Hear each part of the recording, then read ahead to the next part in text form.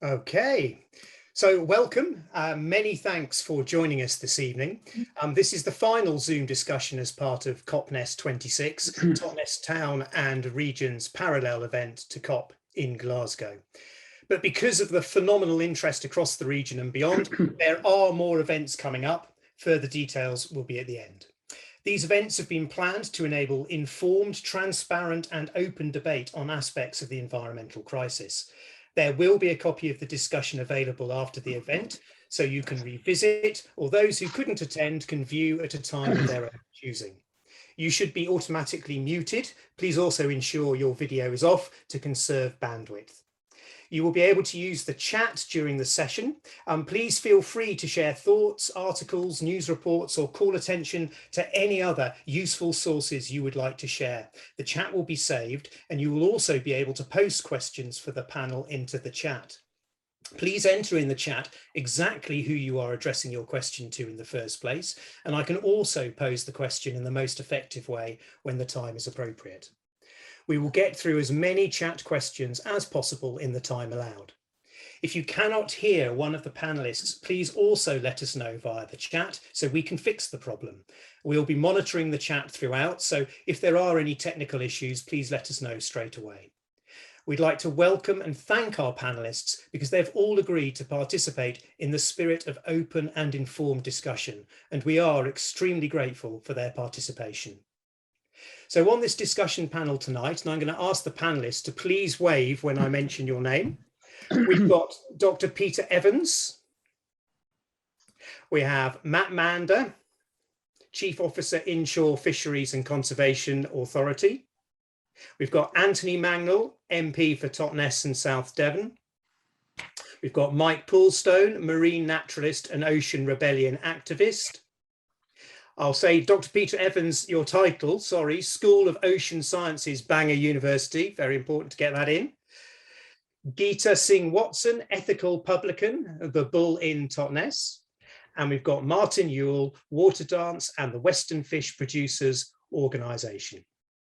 I'm really hoping that this evening we might also get the chance to speak with a fisherman, Sean Michael Beck. He's at sea, but maybe the tech might work and we might be able to speak with him at some point in this discussion, which would be exciting.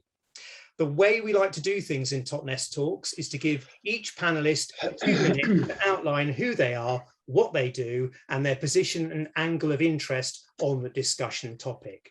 So I'd like to start with Dr. Peter Evans, please, if you could outline who you are, what you do, and your angle of interest in this discussion topic. Thank you. Oh, yeah, so my name's Peter Evans, as Jim's just said, and I'm the director of the Sea-Watch Foundation, which is a national monitoring research charity that is concerned with particularly monitoring marine mammals and birds. And I've worked on those for several decades, in fact, really. So that's my main interest as a zoologist, but particularly in the marine environment. Thank you. Matt Mander, could you introduce yourself to everybody, please? Yeah, good evening, everybody. My name is Matt Mander. I'm the Chief Officer at Devon and Severn Inshore, Fisheries and Conservation Authority. I think we've got one of the longest emails, so if you want to contact us with when you're typing. So we're one of 10 such organisations that have which is a statutory body.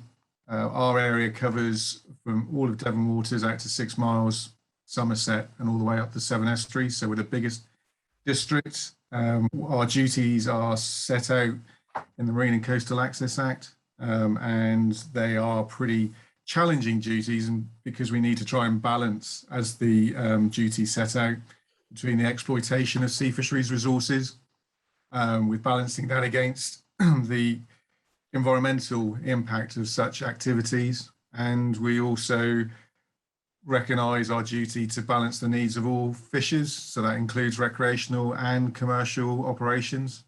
And we try to do that through engagement and participation in our management.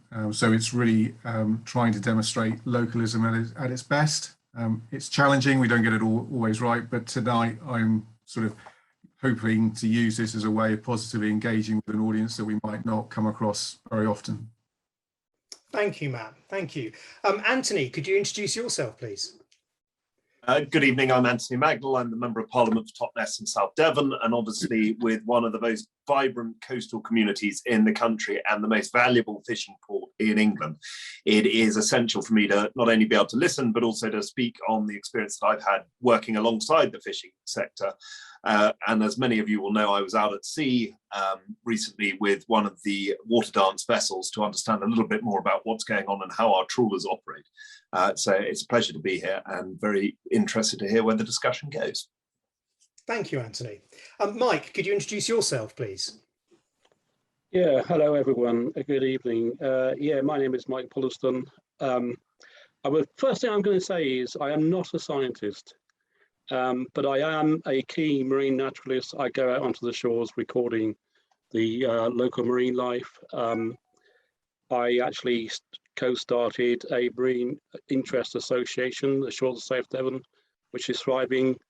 I'm part of the marine biology community by the MBA in Plymouth. And essentially, I've had a lifelong fascination with fish ever since going to the Marine Biological Aquarium when I was about 10 years of age. So that's like, you know, in the 60s, and I'm marveling at the specimens that I saw. So yeah, fish is always kind of an interest to me. Obviously, particularly at the moment, there is a lot of concerns about fish stocks and generally the marine ecosystems. So therefore, I have become an Ocean Rebellion activist. Ocean Rebellion, as you may know, is a kind of sister grouping from Extinction Rebellion, and which I'm also active in. Yeah, I have a particular area of interest in this topic tonight, actually. So I'm kind of really looking forward to hearing what other people have got to say. Can I just say very quickly, just one thing? I mentioned already the MBA, but the MBA was actually founded in 1883, and the current building in Plymouth was built in 1888 as a marine laboratory. And this came about in 1866 when a Royal Commission on Sea Fisheries, headed by Professor Thomas Huxley, became kind of famous, infamous, responded to reported concerns of overexploitation of fish stocks around the UK. So this is back in 1866.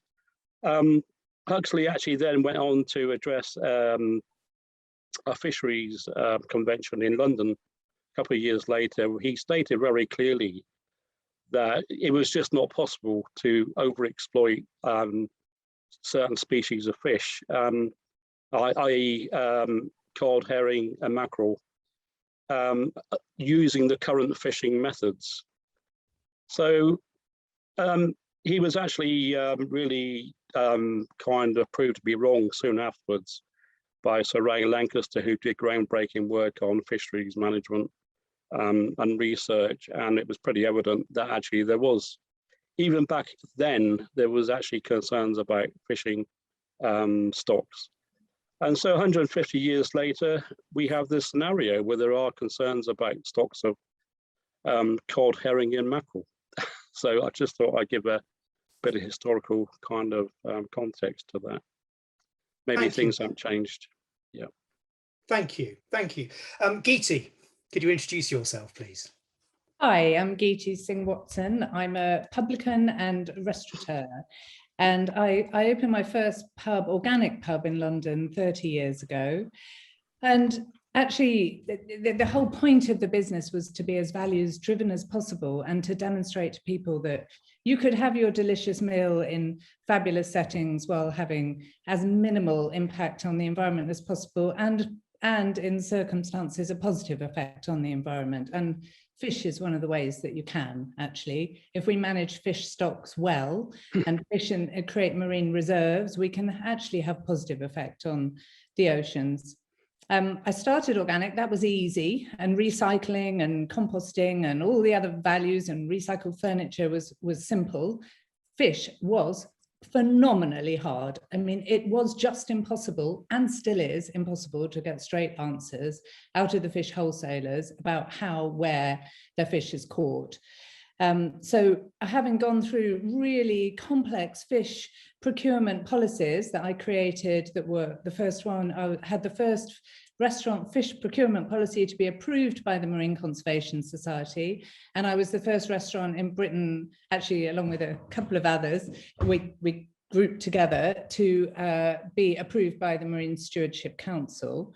That we felt these were really straightforward steps that would mean that we could serve sustainably caught fish whenever we wanted to. Actually, it turned out the suppliers were incapable of doing it. So now I buy directly off fishers only. I don't go through supply chains, and that works very well. What it does mean is we don't always have fish, because real sustainable fishers can't go out when there are storms at sea. And that's it's a good thing. You know, that's another form of marine reserve. So the whole emphasis in our restaurant is as ethical and sustainably sourced food that we can buy, and fish being an occasional dish.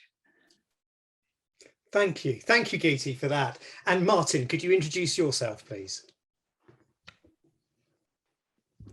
Yes, good evening, everyone. Lovely to be here, and already some really interesting points made by others.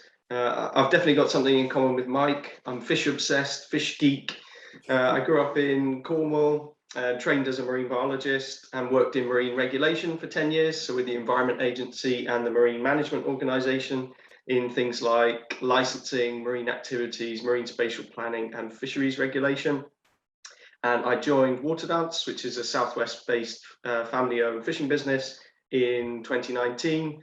Principally to work on improving sustainability and compliance, and making sure it's the most professional and sustainable fishing company out there. That's our vision. So delighted to be involved. I live in East Devon, and main interests are nature conservation, interested in sustainability and food systems. Terrific. Thank you, Martin. So Martin, the fishing community are really hardworking people who deserve to make a good living from the sea. Many will be out there right now in all kinds of weather doing an important and sometimes dangerous job. It's become clear how radically practices on land, from farming to tree planting, energy production to transport, are going to need to change dramatically over the next 10 years. So what support and guidance has the fishing industry had from government in the changes that will similarly be necessary and urgent at sea? Yeah, so I think fishing is a really interesting sector because it's very traditional. It's the original maritime activity, and increasingly we in the fishing communities are having to get used to being one of many players. So we hear the terms blue put in front of anything you can imagine, be it blue growth, blue jobs, blue carbon, blue economy, and that's quite exciting. Renewable energy is expanding rapidly at sea, and ultimately that is a good thing and it's needed. But in terms of the fishing industry, how we're adapting in terms of competition for space. So trying to interact as best we can with government around marine spatial planning and ensuring everything that needs to happen in the sea as we look beyond land for our resources that we need to live is accommodated, but protecting the fishing communities and their key fishing grounds. And I think it will be absolutely key that the right incentives come from government to stimulate the fishing industry to adapt and change. So think of your car. You might renew it every 10 years, but a fishing boat, generally you would only renew every 30 to 40 years. So it's going to be absolutely crucial that we adapt the fleet which is currently active, because it's going to be too late in terms of climate targets just to think we can replace vessels rapidly. So we're looking and driving at things like gear adaptations, investment in the fleet.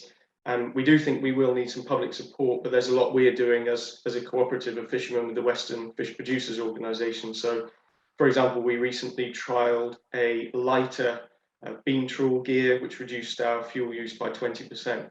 So that's quite a telling change and something we'd like to build on. But in terms of what your the guidance and the support that you're being given right now, do you know what those adaptations are that you will need to put in place within the next 10 years? Have you got a clear roadmap? Well, no, is the honest answer. I think I was just having a look at some of the outputs of COP, and there isn't a COP agreement yet, so hopefully there will be by the end of the night. But I think we are conscious very much of, from a bottom-up perspective, what we need to do. So we need to respect marine protected areas, encourage regeneration of fish stocks. Currently, around 2/3 of the fish stocks in the European zone are sustainably exploited. That leaves 1/3 which are not, which is far too many. So what we would like to see is significant government investment in improving the biological information on those stocks, which are so-called data limited stocks. We don't really know how much is out there, and therefore we don't know whether the exploitation is sustainable. That's a poor position to be in as a fishing business, and indeed socially and environmentally. So we would be looking for government investment and encouragement, but also to build on the ideas that we have and can implement with a little bit of guidance. It's very much in our interest to reduce fuel consumption. It's approximately 25% of a trawler's gross earnings goes directly on fuel at the current fuel prices. So there's every incentive, aside from the ethical incentive to reduce carbon intensity of fishing, there's a huge incentive economically as well. So it's a win-win if we can push at some of these solutions.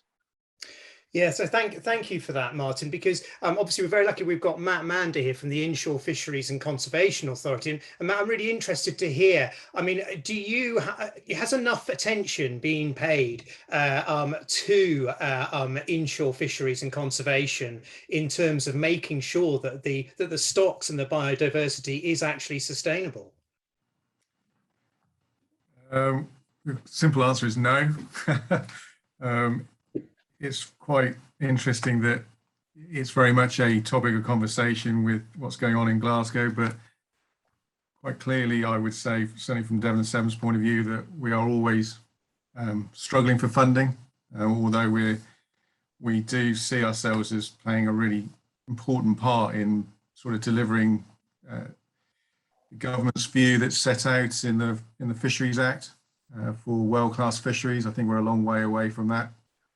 And if we're really serious about it, and it goes through all of these commitments, that you've really got to put money into it, proper money to resource it in such a way. And I accept there's many challenges out there in terms of public money, because our funding comes from the local authorities. Around 60% of our funding comes from local authorities, including Devon County Council, Torbay and Plymouth.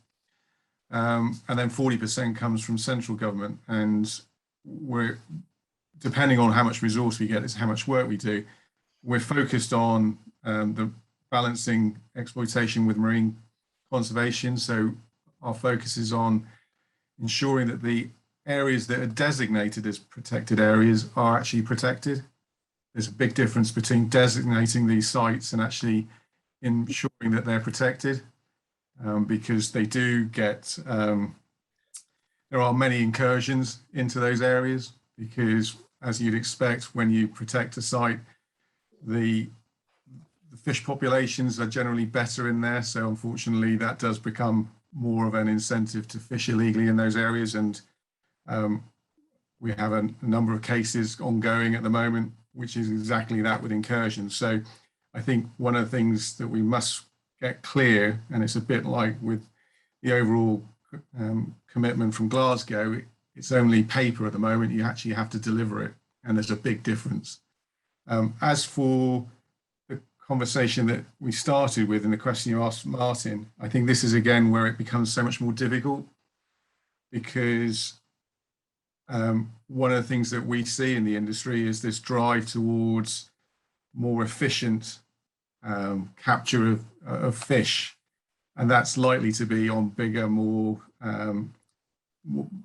efficient vessels. Whereas one of the key things that this country's got, which isn't replicated in many other countries is that it's got a really strong inshore fleet. 80% of the vessels that currently fish are below 10 meters in length. So there's a lot of small boats. And if you looked at strictly the sort of carbon footprint compared to the capture, it's not very efficient, but it's so much more than that in terms of what it brings to the community, and that socioeconomic challenge that we're faced with in our management. And it's a really interesting, and that's why I've been in it for so long, is that it's always a challenge to try to get the right balance. There's definitely a need for the likes of water dances of this world.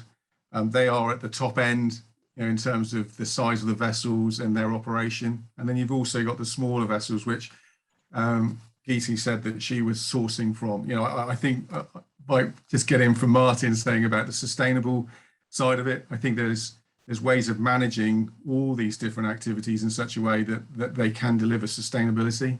It's just putting the right vessels and the right activity in the right places. And so I think we can work on that basis, but it is a challenge when we're an organisation of 11 people, 4 enforcement officers. So, for that size district, we try to do our best. And one of the things that has driven, and we might get onto the subject later on, but we innovate all the time. And one of the things that is a culture within our organisation is that we look to try and do things differently, because there is potential, huge potential in doing things better and differently. And technology is one of those things that we can use not only to drive down sort of carbon usage, but also just the way that we manage fisheries using technology. So maybe we'll explore that later in the evening. Great. We will, Matt. We'll unpack a lot of this. The chat is very active. Lots of talk about beam trawling, and does it have the same emissions as all aviation? We'll be looking at that. And we'll also, there's a really interesting question around fish farming, but we'll just move on. I just want to, we've unpacked this idea that looking after our fish stocks is absolutely crucial. Having a strong fishing industry is a really important thing for all of us.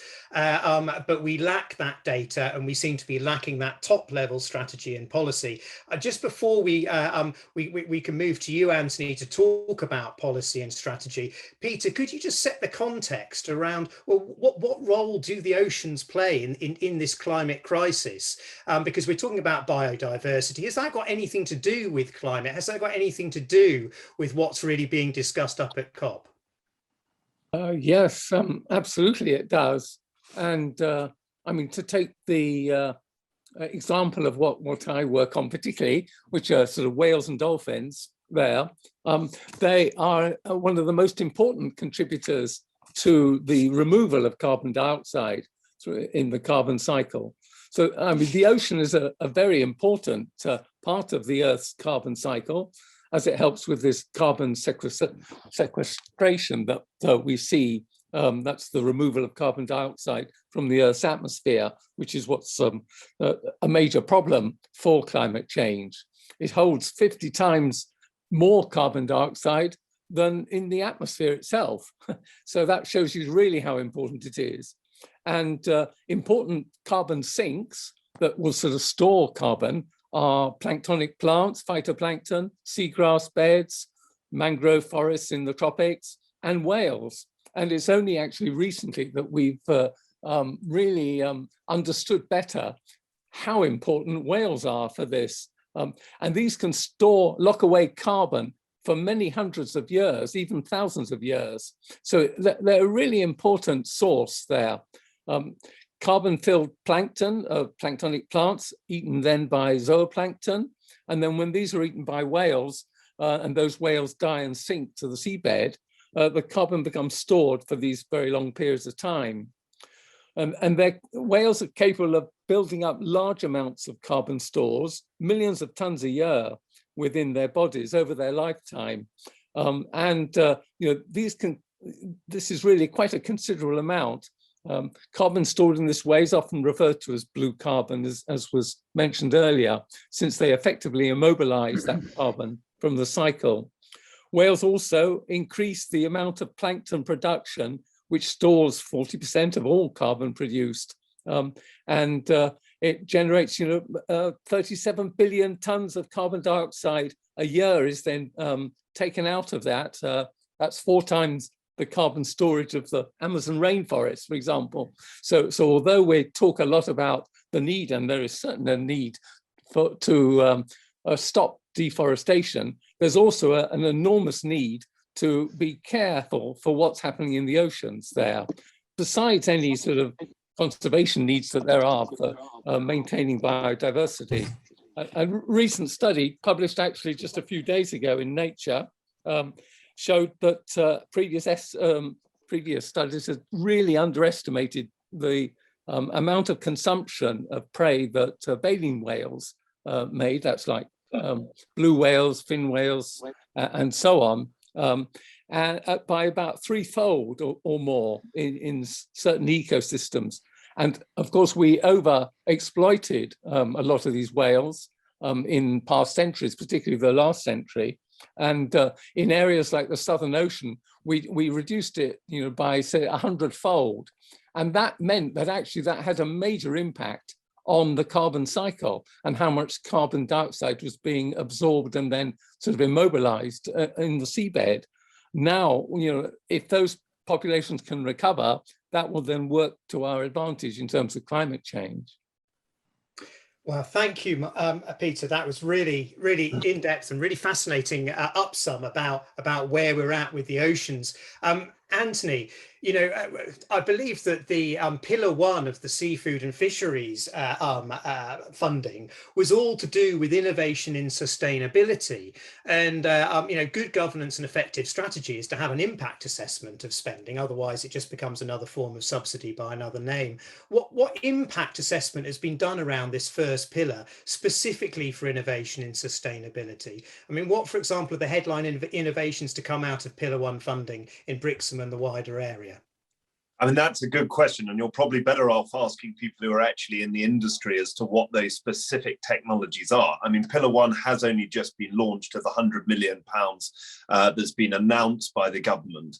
And of course, that money is designed to help and support the industry to innovate, to come through with new technologies. But if I may, I just want to come back and bring in some of the points and the questions that were raised earlier, because the Fisheries Act that passed in 2020 does outline a number of the objectives, which are about making sure that we tackle climate change through fishing, that it's sustainable, that it's precautionary, that it's got scientific evidence behind it, that we address bycatches, and that actually the Environment Bill that passed just on Tuesday, because it went into royal assent after much controversy, but also much debate, and rightly so, because we now have a mechanism to actually hold water companies to account, means that we are taking the steps that are going to actually allow us to address the pollution and the difficulties that we're facing in our waters, because I know that's come up in the questions. But is that really the case, though, Anthony? Because it is, the reason that went back to debate was because there was an uproar. It wasn't because that there was a strategy behind it. I'm afraid, actually, I'm afraid you're wrong there. It went back to debate because debates go on back and forwards 3 times in each house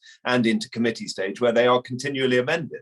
The Duke of Wellington's amendment didn't work, and therefore it's now got a task force, a set out agenda and a timeline for when the water companies have to respond to make sure that we can actually address an issue that every government prior to this has failed to address.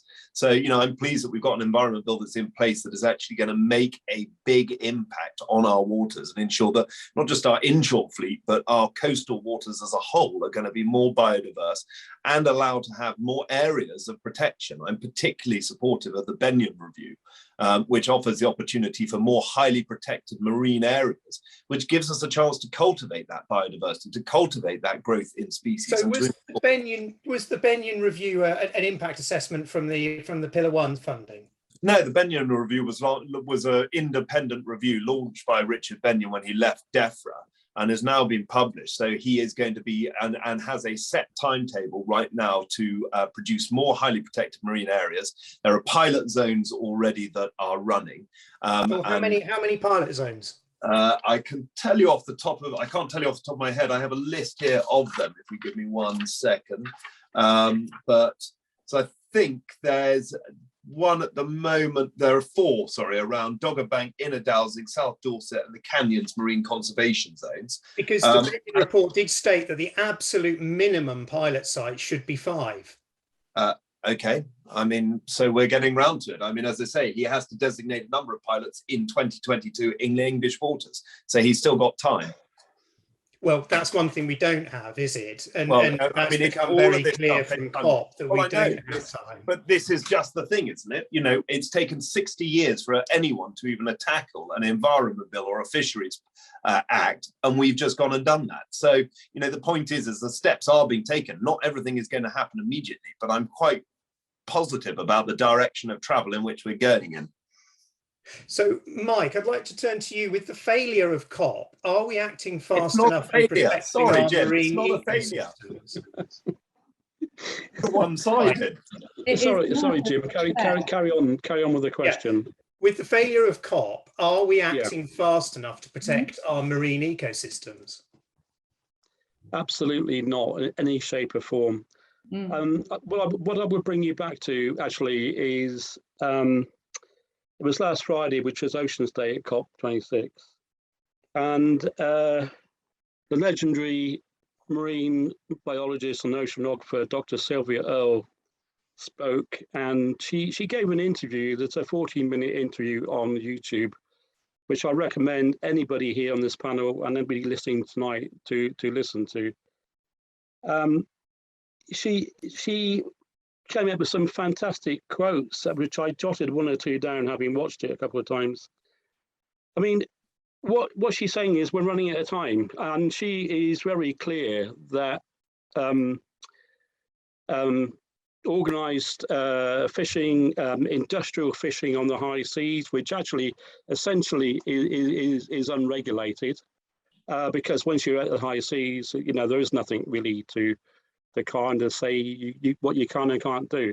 So you see, what she's saying is that we all need to think about the oceans in a different way, and she came with the great lines, and she said, collectively we have viewed the ocean as free goods.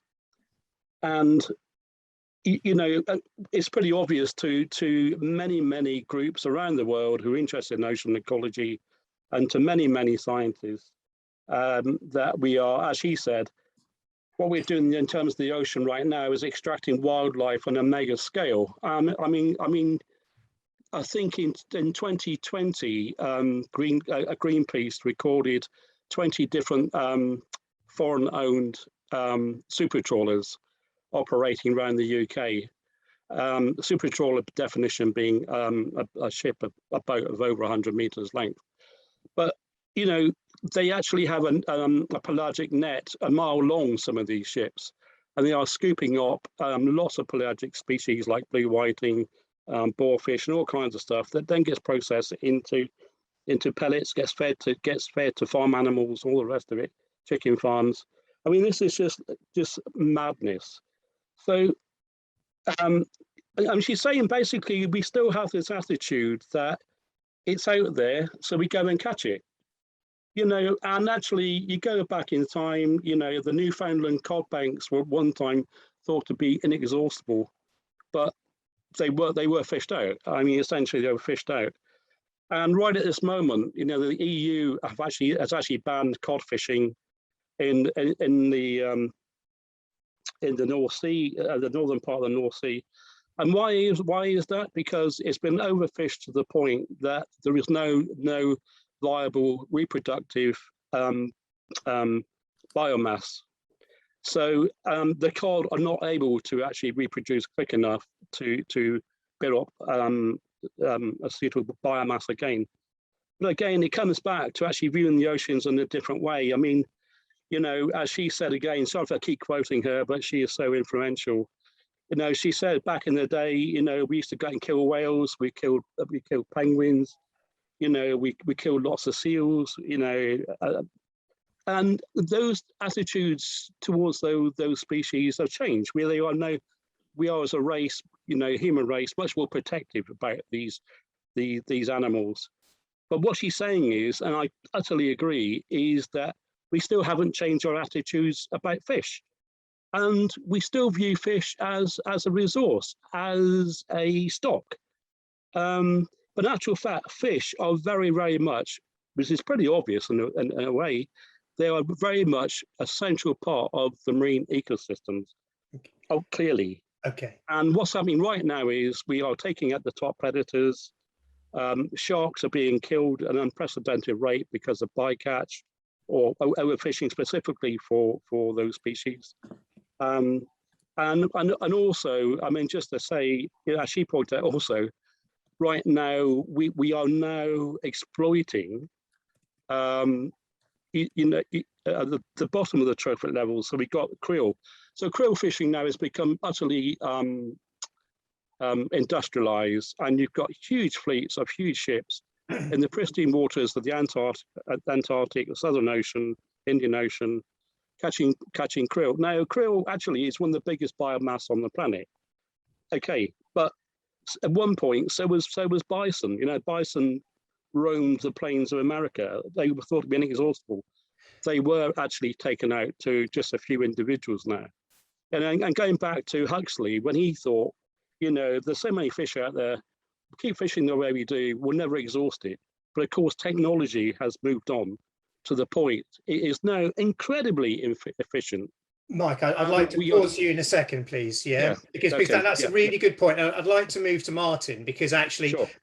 You know, it's not in Martin's interest to have plummeting biodiversity and plummeting stocks. So Martin, you know, what are the methods of fishing that are being utilised from places like Brixham, and how would you rank them in terms of sustainability? You know, and how they affect the different fish stocks and biodiversity. Yeah, so we're quite blessed in the southwest with incredibly rich fishing waters and a very diverse fleet of vessels that exploit those fish. So I suppose the pinnacle of sustainability, i.e. low carbon, minimal or no seabed contact, would be something like Cornish sardines. So a boat can leave the harbour at 6 p.m, fish for the night, come in with a significant quantity of fish, which is MSC accredited, no seabed habitat impact. It's an oily fish, very, very healthy, very low food miles. So something like a Cornish sardine would probably be the absolute best, I would say. And then I would say you've probably got a scale then, which moves away from that. So things like potting, which is another key activity in the southwest for crabs, lobsters, common prawns around Lyme Bay, whelks. That's a relatively low impact method in that you don't have a mobile fishing gear moving across the seabed. So that would probably rank in the next level, I would say. And then undoubtedly trawling and mobile fishing does have more impact. And the key challenge there is to minimize that impact and use technology, use global positioning to minimize that impact as much as possible. So avoid high carbon habitats like kelp forests, which is no good to trawl over because kelp has got to attach to something solid like a rock structure. Avoid seagrass beds, they tend to be further inshore, and our vessels are all operating outside 12 nautical miles. And focus in on those highly mobile habitats that are mobile by nature, so sandy substrates that are disturbed in storms, for example, or by the action of large creatures like seals. So I would say you've probably got a scale roughly summarized there. In terms of the method, very briefly, Martin, the method of catching.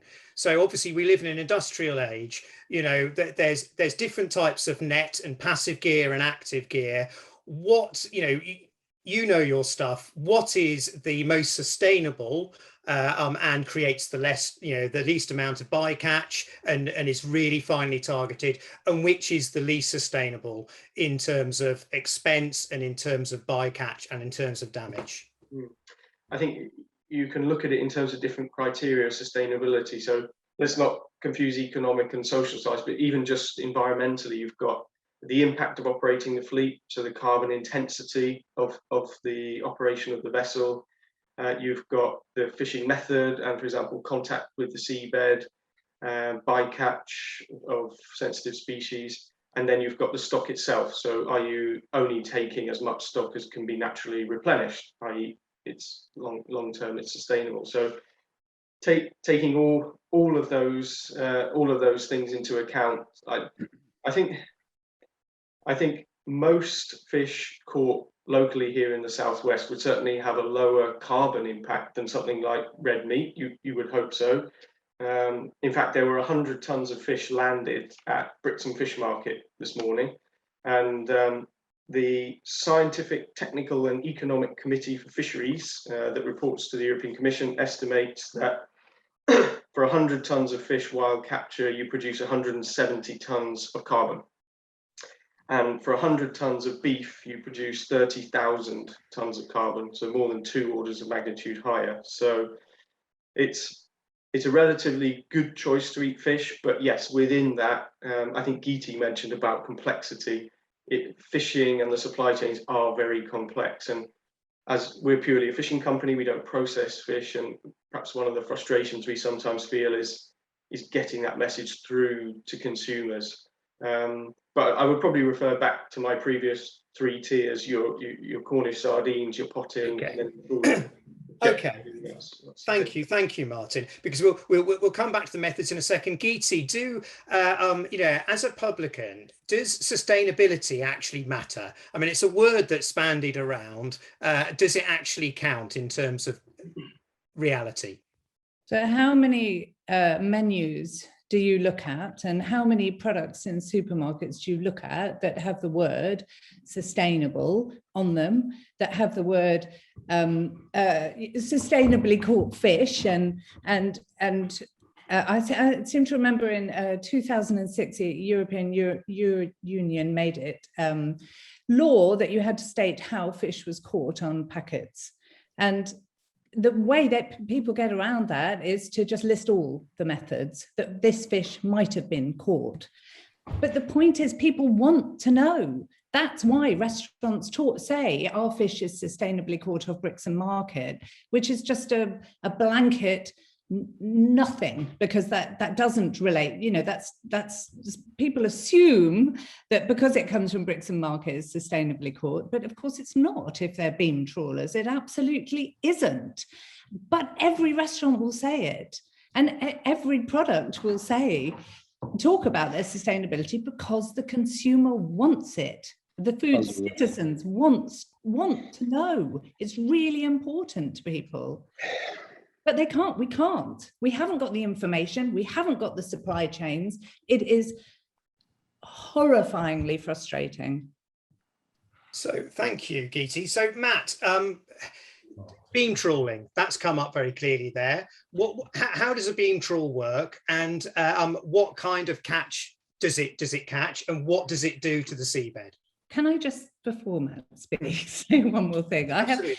I have an issue with what Martin said about the amount of carbon that's released from beam trawlers, because it as far as I understand, it's much higher than you said, and it must depend entirely on the type of trawling that's happening. I mean, when you're dragging a massive net behind you or beam trawling, it uses phenomenal amounts of fuel, and by the time the fish has been landed and filleted, I can't remember the figures. I think I've got it written down somewhere. I mean, I think we're talking 6 to 15 kilos of CO2 per fish caught, per kilo of fish caught.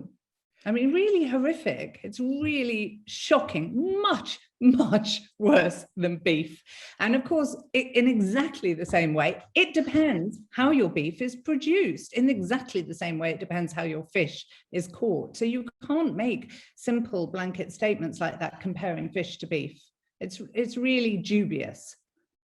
Thank you, Geetie. I want to throw to Matt, and then I do want to get to Anthony, because he's been shaking his head during that, and also to talk to Peter to get get some science around that. Matt, how does a beam trawl work?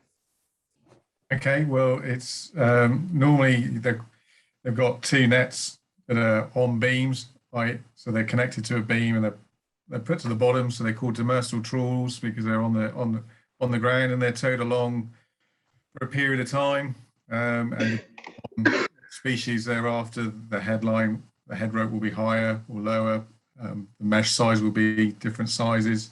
But generally, they're after any of the species that are that feed on the bottom.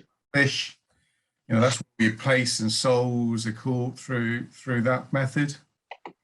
One of the things I may, if I could be cheeky, Jim, is I've seen some brilliant questions in there, but one of the key ones that I saw was around the marine protected areas and how beam trawlers can still go in there. This is a fact that in our area, there's 40% of our inshore district of 0 to 6 miles in Devon and Somerset and Severn. 40% of that is prohibited to demersal trawl gears. So that's your scallop dredges. We haven't mentioned them yet. No. Scallop dredges, all the beam trawls, any of that demersal activity is removed. And I think, again, I go back to what Anthony said about, this sort of message grabbing of highly protected marine areas. Then at this moment in time, they're highly designated marine areas. You need the likes of the IFCA and the Marine Management Organisation to actually protect these sites. They don't get protected just by designation. And that's one of the things that we are really keen to deliver, because we see the value of protected sites, but that takes a lot of work. And I would say that generally the industry also sees the value of these, but like within all walks of life, there is a element of the sector that will unfortunately look at today and tomorrow's benefits and will incur it, will go into those areas. And if they took the water away, I think that's one of the biggest problems that we get to energize the general public in terms of understanding the impact. Take the water away and you actually saw some of the destruction that's caused to these reef areas or these areas that are vulnerable to that sort of interaction, then there would be much greater anger and frustration. I mean, it was shown when the pollution incident was able to be demonstrated visually what was going on. The same thing would happen if the public understood what the impact was from the damage that's caused by this small part of the fishing industry. And the one thing that I would say that has really helped start to change things around is that we now have the benefit of the environmental sentencing guidelines.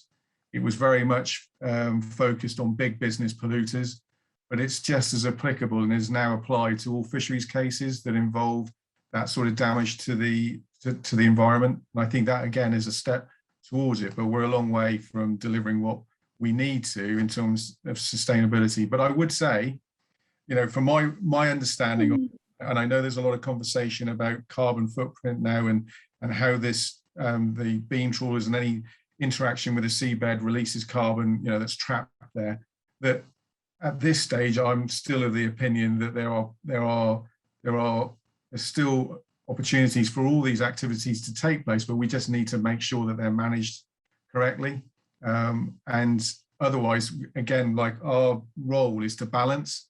I think we can balance it, but what is really important, I think today's a really good example of it, is that we need to be much better informed about it so we can make decisions. I've seen some things in the chat that I don't agree with. There's things that I don't know and I need to know more about. And I think that's just an example of, even for me that's been in this role, that there is still areas that I need to learn more about. And when we come together as a collective like this, I'm learning from today's sort of discussions. And I think that's the way that we go forward, is that we have an open discussion, we challenge each other properly, and then we go away, and that may over time help us come to a better position and understanding of what's needed, and then collectively deliver it. Thank you, Matt. I think that's a really good summary of what we're trying to achieve, because this is about informed discussion, and this is about listening to each other and moving forward. Anthony's just about to pop. Peter, I will come to you after Anthony, because I do want to get that scientific overview. But first of all, Anthony, four pilot sites, MPAs, marine protected areas or highly protected areas. The Benyon Review says 5 at the very least. What can we do? How can we act faster? Well, I mean, again, as I said last time, the whole point is that it runs until 2022. So that's when they've got to produce these areas.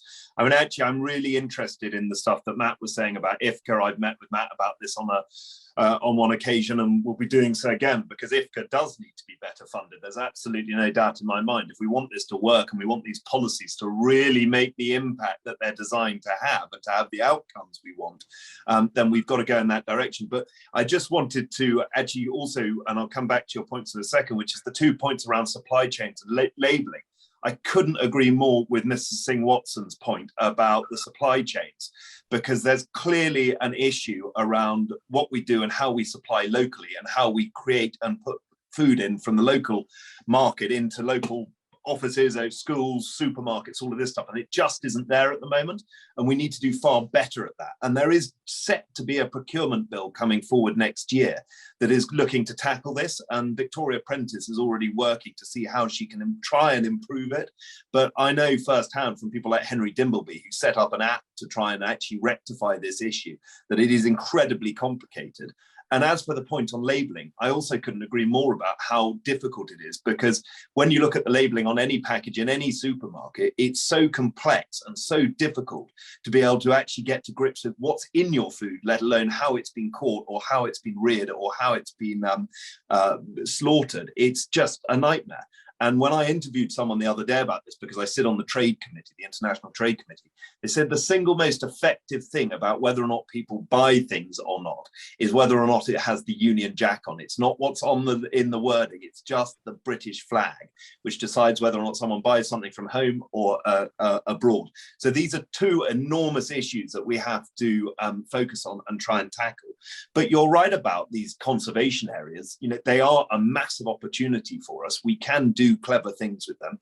I think the Benyon Review is really quite bold in what it's trying to do. And I think we go back to the point that you raised with Martin, which is that fishermen understand and recognize the fact that they don't want to overfish their waters because they want their industry to be there in future years. We've got to find that balance. We've got to use new technology that is coming forward. And part of the funding that's been put forward by DEFRA already is a sign of the commitment to do it. But it is making progress. And, I think, again, the attitude and the approach of consumers around farming has already had a huge impact. The fact that we're talking about things like regenerative agriculture more and more and more is a fantastic thing, but we need to also do the same with fish. So much of this is led by the consumers. So how do we provide the education, the insight, the information for people to have a realistic idea about what's going on in our coastal waters? Great, thank you. Sorry, Geetie, you go, yeah. Okay, it's not up to the consumer, the food citizens, the citizens of this country to make the decisions on how fish is caught, what the legislation around it. That's the government's job. The government's job is to absolutely protect our stocks and our waters from pollution and to manage what our we've done in the Environment Bill, which is what we've done in the Environment Bill and the Fisheries Bill. But the consumer still has the right to go into the supermarket and choose what they buy. And what you've seen in farming is people taking a real step towards wanting better quality meat. We've seen this over COVID. So the consumer has a huge role to play in this. I didn't say it's the only role. That's why the government's passed the Environment Bill and the Fisheries Act. But it plays a massive role in deciding what we do and how we But you are asking food citizens to become experts on fishing. And as a restaurateur who has spent my entire life trying to get my head around methods, stock levels, it's really, really an impossible ask. It's a governmental issue. It is a legislative issue that should be protecting our food stocks and informing food citizens, not asking them to make the decisions. Because when we have left this market of our environment in the hands of food citizens, consumers, who are just at the mercy of the marketing industry, it has led to this disaster. So it is no longer our fault, actually. It is the government. Not blaming anyone, and it's not the government's fault either at all. It's completely ridiculous to go down that. It's your hands. You're in charge. Which is why the Environment Bill and why the Environment Act and Fisheries Act have been passed, which do more than any other government and diluted beyond an environmental bill. I'm sorry, I'm not. Well, I disagree with you, unsurprisingly, but I completely disagree with you on that. And frankly, it is in the consumer's choice to push the way in which people do things. And it's madness to think not, because otherwise half the organic market, half the regenerative agricultural side of things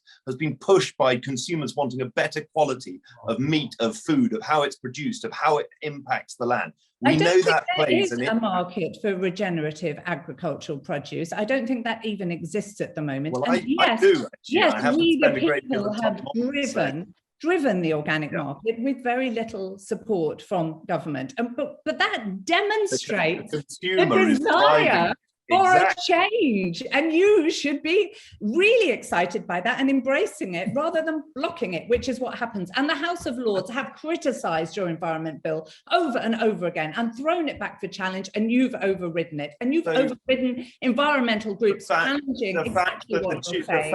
It has been diluted into a monetary environmental bill for your benefit, not for the planet or for the oceans. I feel that this is just coming into party politics here, but the Duke of Wellington has accepted the new amendments. If we're talking party politics, let's move on. Okay, we're going to move to Matt. The Duke of Wellington has accepted the new amendment in the environment. We're going to move to Matt. We're going to move to Matt. Okay, thank you both. That was really illuminating. Thank you both for that.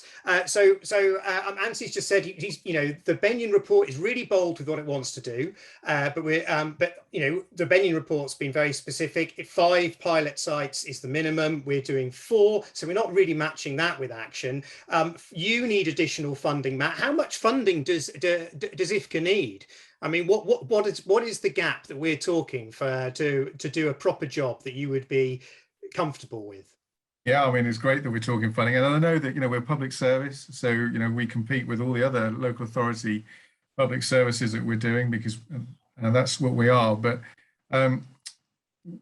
we're currently on a budget of $750,000, which sounds a lot, but it doesn't get a great deal further when you're operating at sea. We only use small vessels because we use technology to do most of our monitoring. But DEFRA's own report said that we should have, back in 2010, 23 officers. We've got a team of 11. There is great disparity between the different IFCAs in terms of their funding. The third biggest IFCA has got £1 million more than us. So we're still talking relatively small amounts. I mean, heard that Anthony, and it's great that he's supportive of us getting more funding. I think it's really good that there's that realization that we can only do as much as we can. But when we talked about that 100 million for the sort of innovation and technologies, that's a huge amount of money. We only need a tiny little bit of that, and would make a big difference in terms of the work that we're doing. And we're working already with one of Martin's members of the PO in terms of exploring how technology can be beneficial to us monitoring and giving confidence to everybody that these sites are being protected, but also at the same time using technology to change the ways that we're working. So if I can use the example, at the moment, we try to restrict the amount of effort inside on the scallop beds. So we only allow a maximum of 6 dredges aside when they fish inside. Outside, they can go up to 18 on the big boats further off. But what we also do at the moment is because technology hadn't been there, we would restrict the size of the pole that they could use as well to hang these dredges off. So what happens now is that if a vessel is at sea and is fishing outside with more dredges, they have to come in, take the dredges off, but also put a different pole on. That's all wasted, steaming time, burning carbon, all the rest of it. With cameras on there, we can actually see how many dredges are on there. They can see what's happening on them.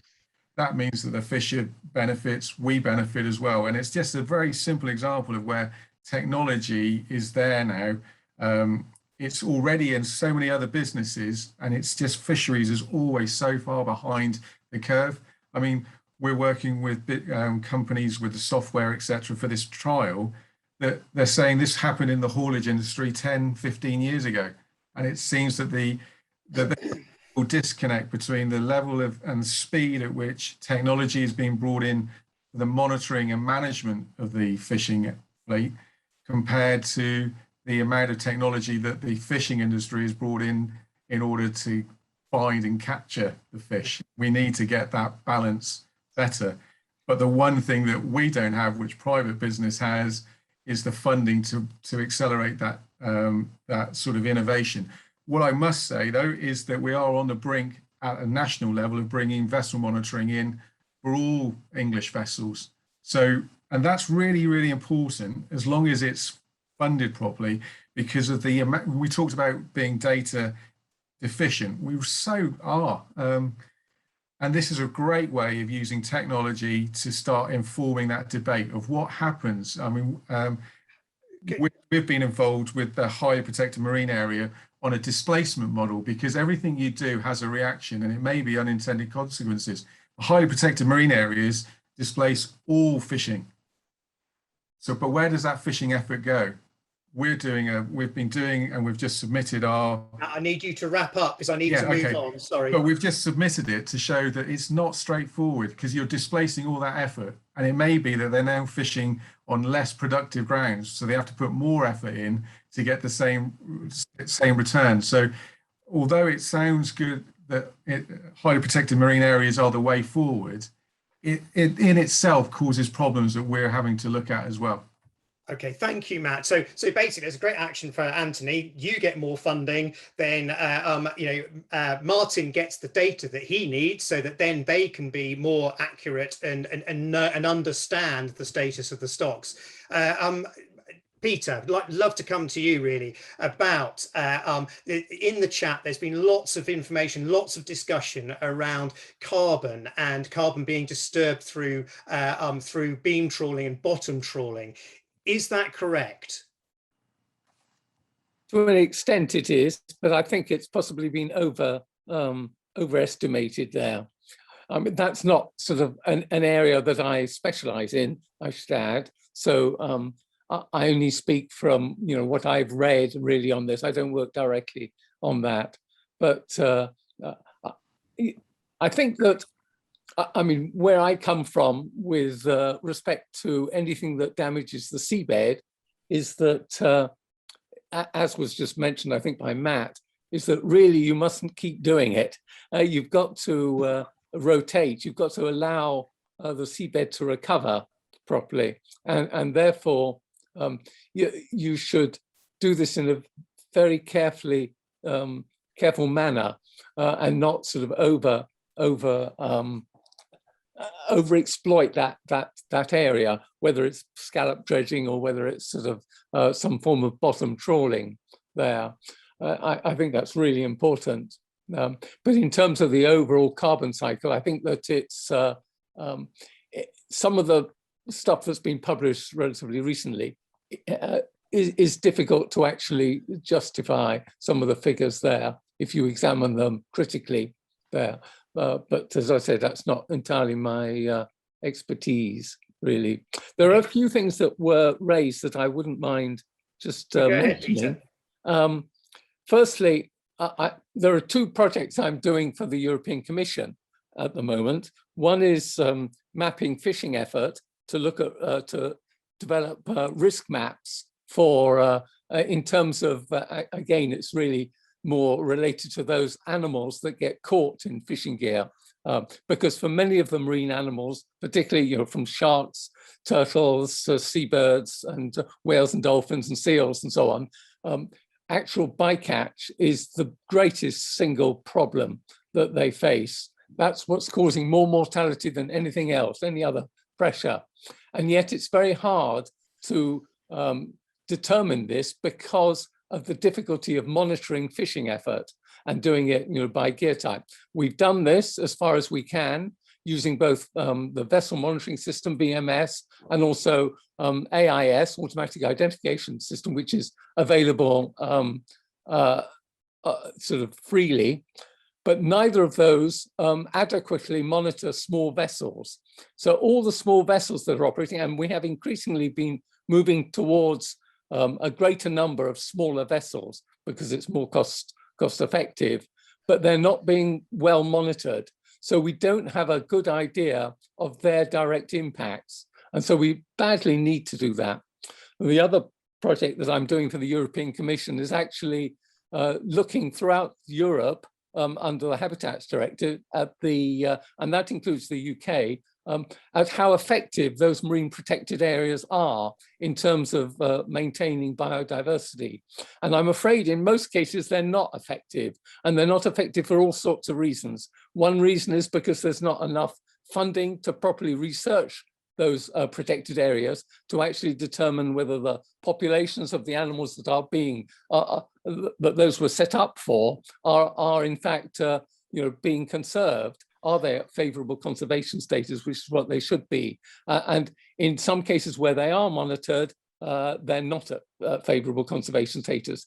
And the trends that you see are unrelated to any human intervention, human management that's taking place in many cases. So we're not really managing our protected areas adequately. Thank you, Peter. Thank you. Thank you. Right, I would like to move on. Oh, you've got your hand up, Mike. Well, you go ahead. I need to come in. I need to come in here. Actually, just pick up on what Peter was saying, because I think he slightly understated it. I mean, actual fact, 97% of the, I think 342 MPAs that are around currently actually have fishing in them. It's quite legal at the moment for super trawlers to go into MPAs, which is happening. There is hardly any enforcement. Professor Callum Roberts, who was the principal advisor to the Benyon report, has come out and said they are paper parks, they are useless, they are doing nothing. In actual fact, you've got Greenpeace, you have the Marine Conservation Society, you have the head of the Wildlife Trust coming out very recently and saying unequivocally that bottom trawling should be banned, simple as. They're saying that it's absolutely unequivocal what is happening to the seabed. So demersal trawling is actually trashing the benthic environment. It takes 4 to 5 years for anything to grow back to anything like it was. So I mean, hear what Matt was saying about the management of scallop dredgers, but in actual fact, there is no justification for people to go out and actually dredge the seabed with chains and all the rest of it to disturb scallops and destroy 100-year-old sea fans. In actual fact, it's a very lucrative product. I get that, but there is such a thing as diver caught scallops. That is sustainable from what I can see. So I would say, as an Ocean Rebellion activist, the scallop dredging needs to be banned. There's lots of people calling for that. That's as simple as that. I mean, so it's all well and good for Martin to talk about keep concentrate on the blue carbon picture, but he's not mentioning about the fact that actually these boats are operating out of our local ports. I know Brixham's a very profitable port. It is probably the most profitable fishing port in the country. I get that, but it also has a sizable fleet of scallopers and beam trawlers. So I mean, I completely agree with a lot of what Geetie said. I mean, perhaps in the labelling of fish and seafood, maybe it should be on there, the method of capture, and maybe it should be clearly labelled that this fish was caught by beam trawling or demersal trawling. So there is no enforcement of MPAs. They are effectively not monitored hardly at all. So, if you want to check out what Callum Roberts is saying, or the Marine Conservation Society is saying, Dr. Solan has done lots of work on that, then go and check it out. Not just listen to me, go and check it out. Thank you. Sorry, I needed to say that. Absolutely. Martin, I mean, has there been any discussion within the industry and with government around the phasing out of beam trawling or reduction of beam trawling? Because the beam trawling fleet is very large.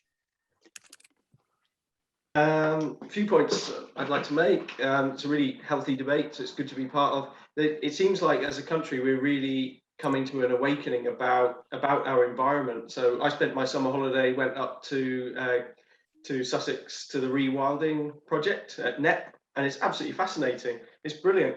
The biodiversity's exploded, but it's not an environment without human intervention. I think we have to accept we're an industrialized country, and you can't just abandon a habitat. There is some form of management that tends to happen, and equally we're becoming much more conscious of our marine environments, which is great. So yes, there's a role for highly protected marine areas. The rollout of marine protected areas in the UK has been slow, in my opinion, and they're fished, to be fair. Well, it's an interesting point, isn't it? Because if the designated feature of a specific site is something like a bottom orientated species like a sea fan or a reef, then actually there is a logic in my mind that you could fish in the pelagic zone near the surface for species that has no interaction with the seabed. I would agree it wouldn't be reasonable if it's a reef to be dragging mobile gear over a reef, but there can be nuance to it.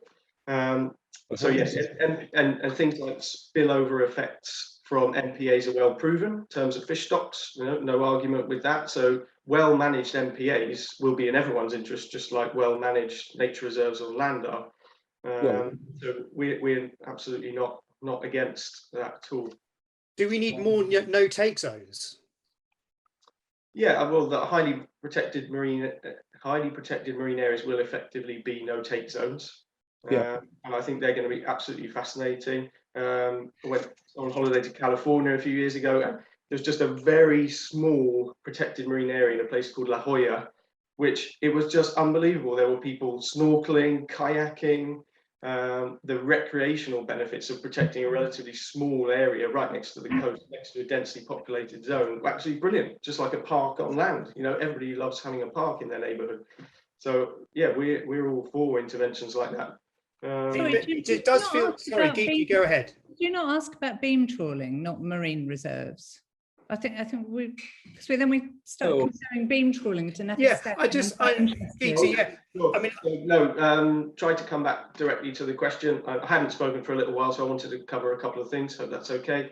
No, there's been no talk with the government about banning of bottom trawling. We're not aware of any initiative in that direction. Although I think Boris had a slip of the tongue recently in a school interview. I don't know if anyone saw that, where he said he was going to ban scallop dredging, but I don't think he'd read his own policy on that one.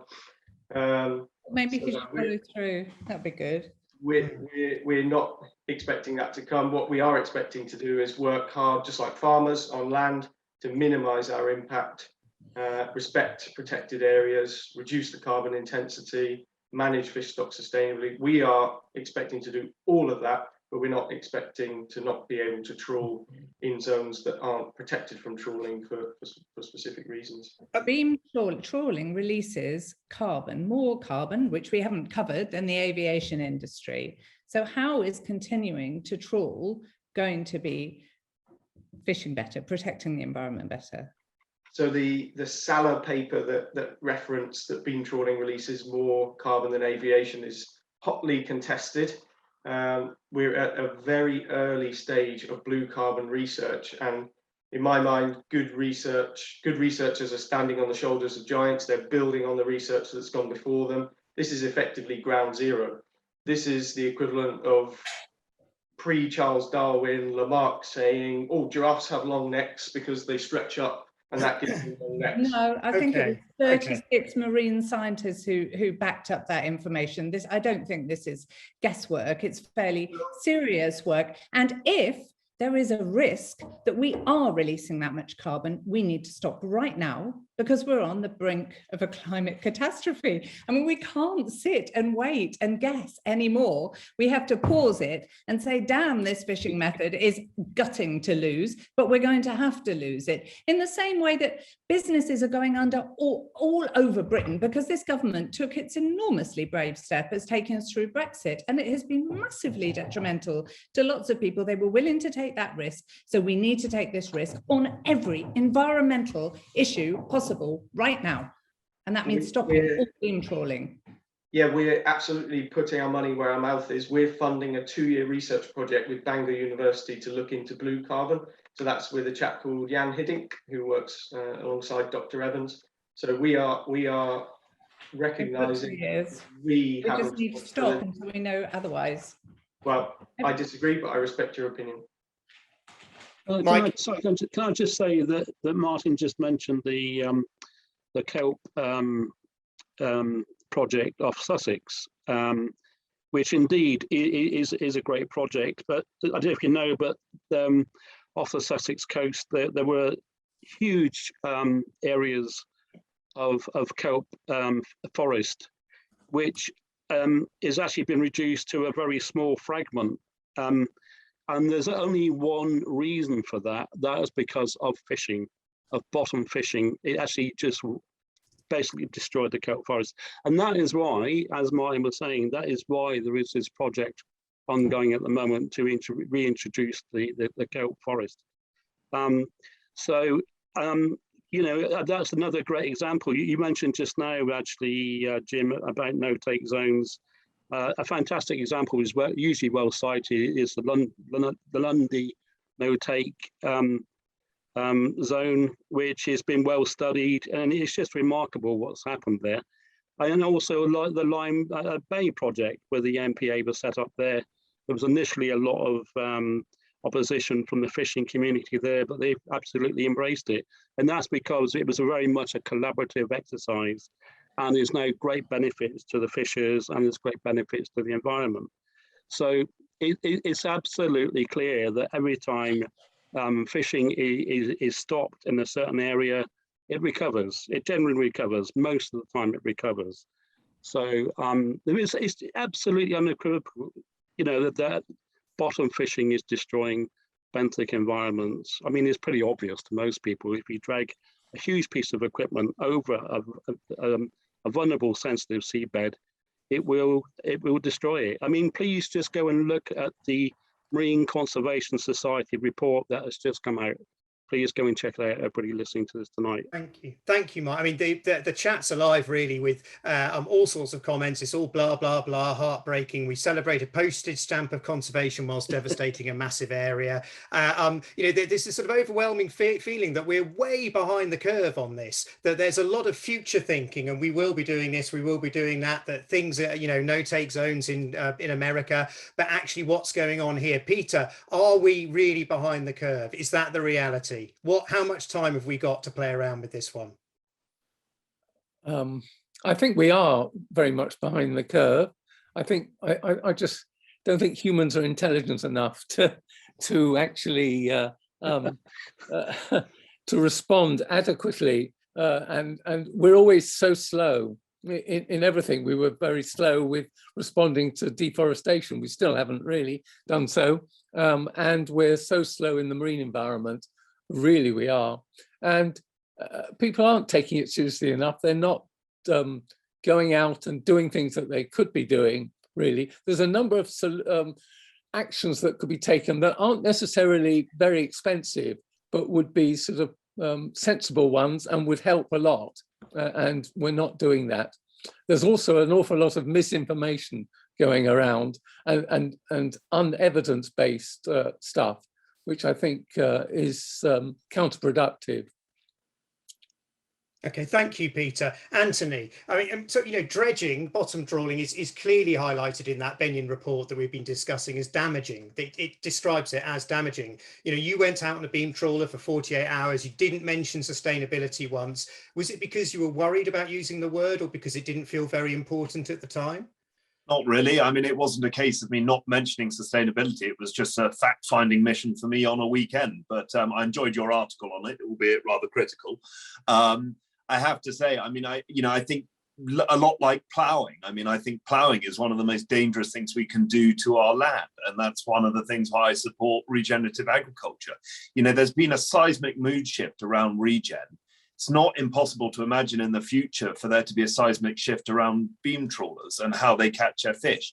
I'm just I'm really conscious of the fact that we have coastal communities here that depend on the fishing industry. We need to see them succeed and thrive, because without them, our towns become shelled out hollow villages or towns, of which they just become tourist destinations.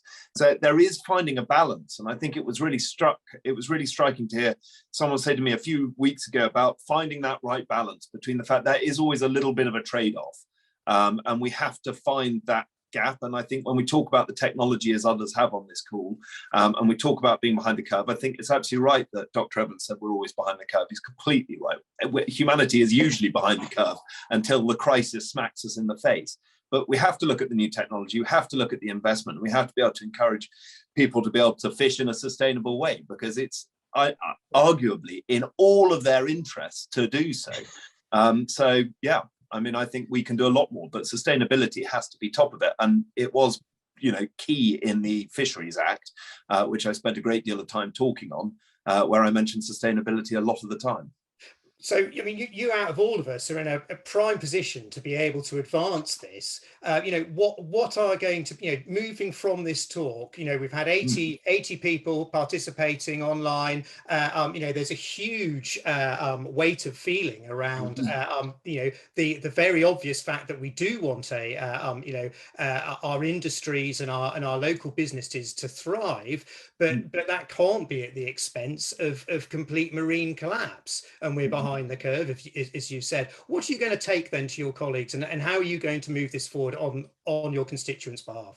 Well, I mean, firstly, I already engaged with a number of people on this call. I mean, notably Martin and Matt, about where we can go and what we can do. But this isn't just one MP on their own. I'm dealing with the aquaculture sector a great deal as well, and we've talked about kelp.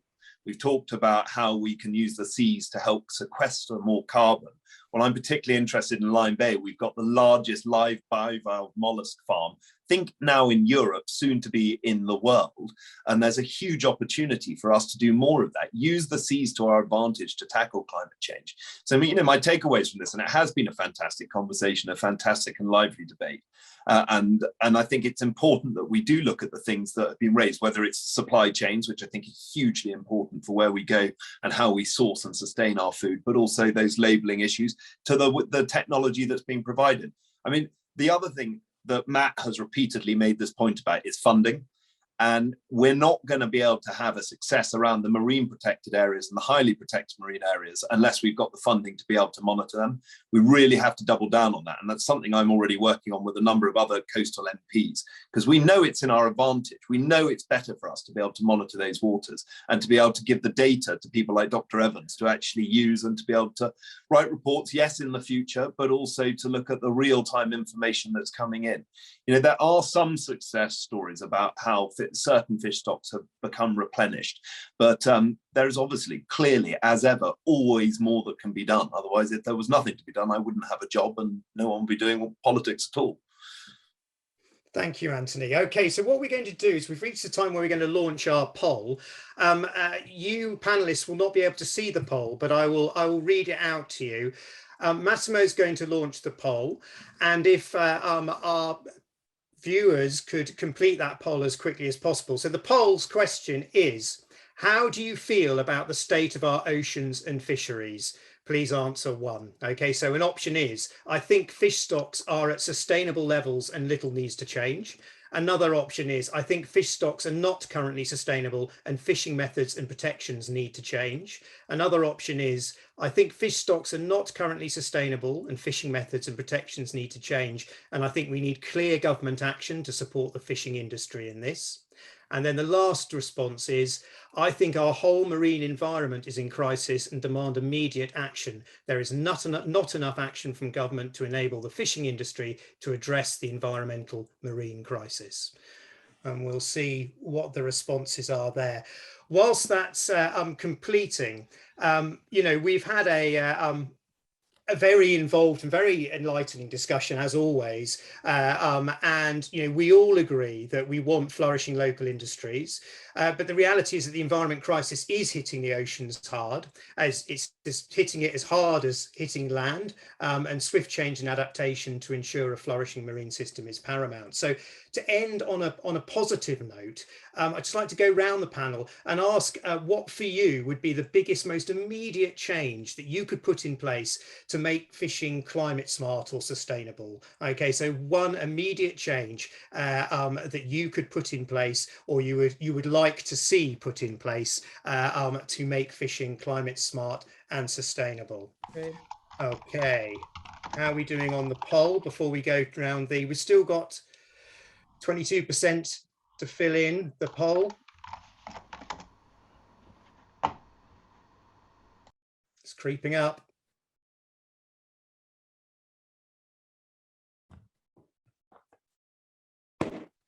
Okay, well, I think we're pretty much there. Should we share it, Massimo? Okay, so 86% of people were very clear. I think our whole marine environment is in crisis and demand immediate action. There is not enough action from government to enable the fishing industry to address the environmental marine crisis. So I guess that's keying back into calls from Matt and the Inshore Fisheries to get more funding, to be able to provide that data so that then fishing industry can be more precise and have greater knowledge of what those stocks are like. And then people like Peter Evans can also be much more aware of the state of our fisheries and oceans.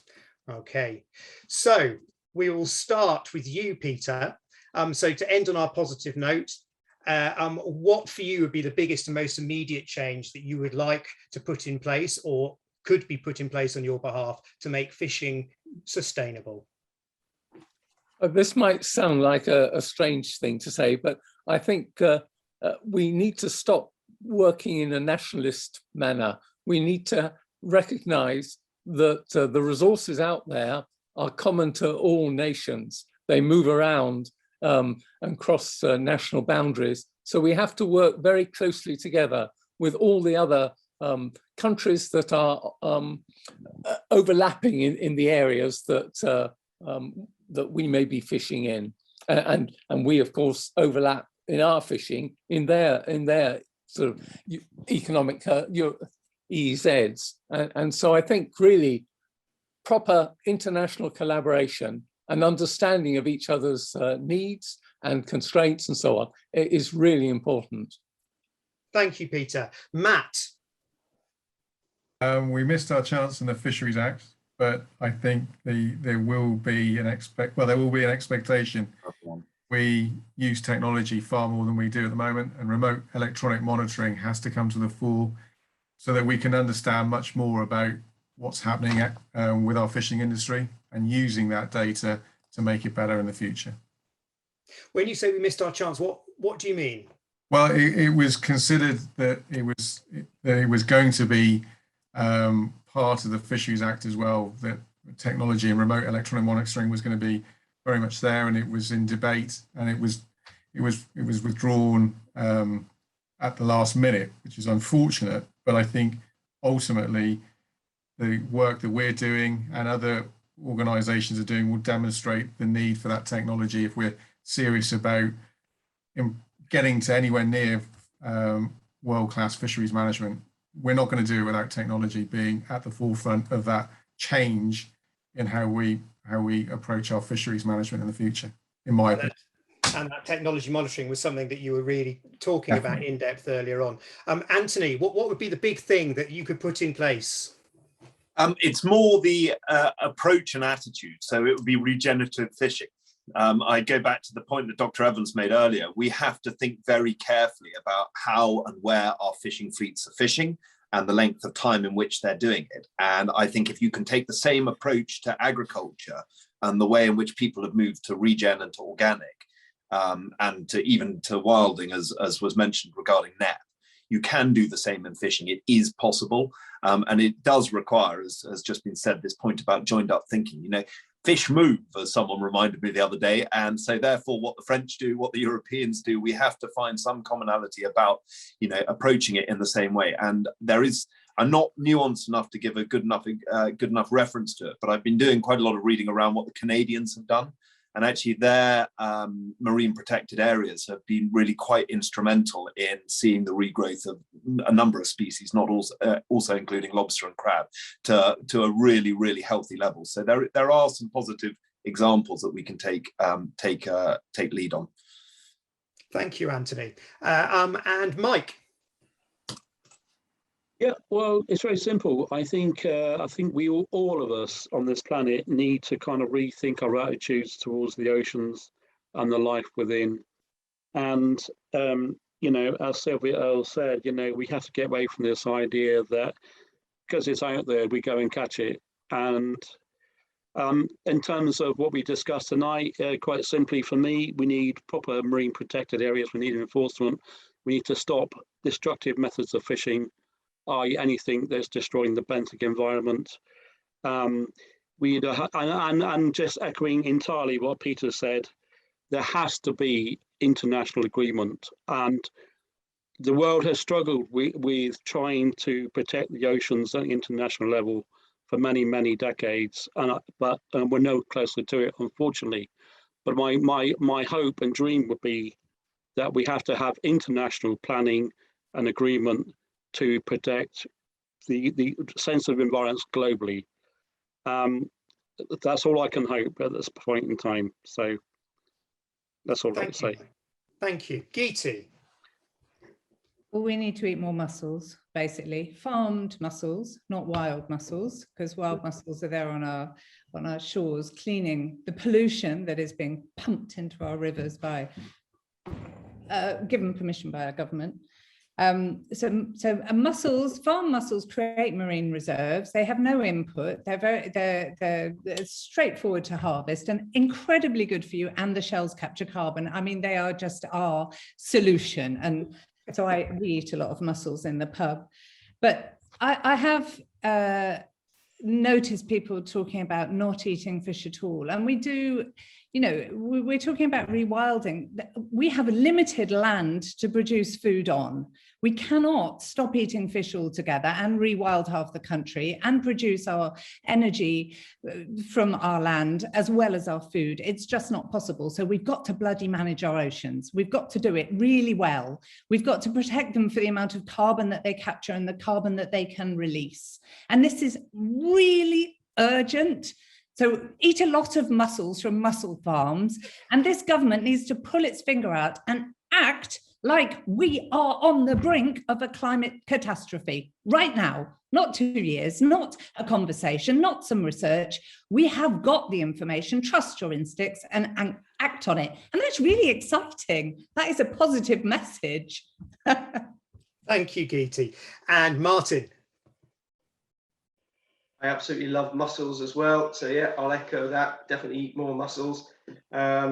Obviously, this is an environmental debate, so understandable that we haven't covered a lot of the social aspect. But speaking to the fishermen who I'm here representing, they are massively passionate about making sure their children can come into the industry, their grandchildren can come in. So we do need to find this balance of still eating fish, as Geetie says, but doing it in a way which is much, much less carbon intensive and environmentally damaging. And that is the big challenge. That's why I wanted to come and engage today, because we are up for that challenge. And today's been really informative. I would say the one thing I'm looking for is that Anthony's government follows through on the 100 million, because there's a tranche of that 100 million funding, which is about research and innovation, about 24 million pounds. And we've come forward with 5 or 6 projects that we really want to take forward. Everything from changing gear to researching under research species like cuttlefish, crabs and lobsters, so we really know we're being sustainable in the exploitation. So let's make sure that 100 million gets spent on sensible things. Environmental and social issues are exactly the same thing. You can't separate them. You know, if we haven't got an environment, we have no social issues left. Yeah, the environment. I understand the economic issues of fishers. I do get it, but we have to put the environment first. Yes, the environment looks after itself. It's the people's impact on the environment that has to be managed, if you like. Exactly, yeah. Well, yeah, okay. I think we're going to bring that to a close, and I'd just like to say thank you very much to our panel. I'm going to ask our panel to remain. What's going to happen now is that we're going to play out on a short video, and then audience, if we can say bye-bye to you. Thank you very, very much for being a part of this. You are absolutely integral to this. There's been so much going on this chat. Massimo in a minute is going to talk you through how you can save the chat, because there's huge amounts of important information there. There will be more Totnes talks coming up. There is one on the 6th of December I'm just going to talk to you about now. It's a live physical discussion and a simultaneous Zoom live stream from St. John's Church, Bridgetown. Reflections on the fallout from COP26 with Dan Lunt, Professor of Climate Science at Bristol University, who's a co-lead author of the 2021 IPCC, that's the Intergovernmental Panel on Climate Change report. And there'll also be Tom Rivett-Carnac, who's a political lobbyist for the UN Framework Convention on Climate Change, who was a key mover for the 2015 Paris Climate Accord. And there are numerous other exciting panelists to be confirmed. It will be chaired by Rob Hopkins. It will be very exciting, very informative. So hopefully you can all be there, and panelists, you are all welcome to join us as well as part of that. So thank you very much. Massimo, do you want to explain how everybody can share this chat? Sorry, save this chat. Thank you, Jim. So first of all, just want to make everybody aware that if you go to the website totnestalks.org, you will see slightly summarized recordings of all the talks that have happened. And for anybody who doesn't have a laptop or a computer, you may not be able to save the chat. By all means, direct message me now with your email address and I will just send you the chat. For the rest of you, you just need to turn on the chat, and that's the button down at the bottom of your menu. And at the bottom, you'll see that you can send a message to everyone or to a particular person. If you move to the right, you'll see 3 quite faint dots. There you can click on Save Chat. The last thing to say about it is it will put it in your Documents folder, whether you're on a PC or a Mac. So go to your Documents folder, then look for Zoom, look for this meeting, and then you'll find the chat. Okay, so I'd just like to say one final thank you very much for the panel. You are going to remain after the farewell to our audience, but the chat is full of thank yous, because it's so important to have these open, informed and honest discussions, you know, to hear from all sorts of different viewpoints. You know, we're all concerned by the environmental crisis, and so this is a massive thank you to you for giving up your Friday evening, you know, to interact with all of us. Thank you very much. I think Massimo is going to share his screen.